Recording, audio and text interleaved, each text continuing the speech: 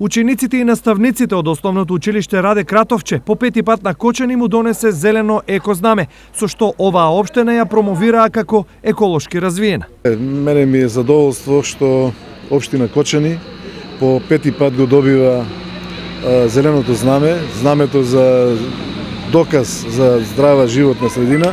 Тоа е знак дека целата општина се грижи за животната средина. Ова е потврда дека еколошката свест во една општина може да се развива само преку едукацијата и тоа на сите нивоа. Посебно се едуцирани наставниците и персоналот во училиштето Раде Кратовче и би сакал не пети пат, него и понатаму да го добиваат ова признание, со што ќе докажеме дека Кочани е еден од најчистите и најеколошките градови во Република Македонија.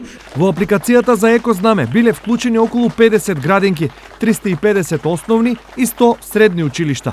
Во училиштето се реализирани поголем број активности што се однесуваат на одржување чиста животна средина и подигање на свеста на најмладите. Над 90% од наставниците во своите наставни програми веќе ги реализираат екостандардите.